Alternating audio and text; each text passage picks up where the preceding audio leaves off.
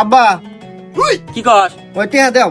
টিয়া দেখি করবো আর কয়েকদিন পরে ঈদ, আর ঈদের মতন মার্কেট করা নাকবো না। আমার বন্ধু বান্ধব সব জামা কাপড় কিনে মার্কেট করে ফাটালাই দিল, আমি এমন কিছুই কিনি নাই। আমার টিয়া দাও, মার্কেটে যাবো প্যান্ট শার্ট কিনবো। এই তোর তো তাপবাদ জ্ঞানী হয় নাই রে, আর তুই যাবি ঈদের মার্কেটে জামা কাপড় কিনবে। আরে ঈদের মার্কেটে জামা কাপড়ের দোকানদাররা কি জানিস, ওরা দোকানদার থাকে না, ওরা যায় কষাই। আরে তোর থেকে আলু বুলু দিয়ে বেশি টাকা নিবো আর জিনিস দিব খারাপ। আমি আটে জামা নেই, আমি যদি আটে যাই সেদিন তোর নাকি আমি দিয়ে আসি না, শার্ট প্যান্ট কিনে নিয়ে আস। মানে তুই টেনশন নিস না, যা। আচ্ছা ঠিক আছে, আজকের মধ্যে এনে দিও। আচ্ছা ঠিক আছে, দেখ মানে যা, এই যে আমার বাজারে যা নাকবো পাইপ কিনবে, ওই সময় যা নিয়ে আস, মানে বিকেলে নিয়ে আসতে যা। ঠিক আছে সোহেল, তোর নাকি শার্ট আনছি, শার্ট নে। আব্বা শার্ট আনছো, দাও দাও দাও।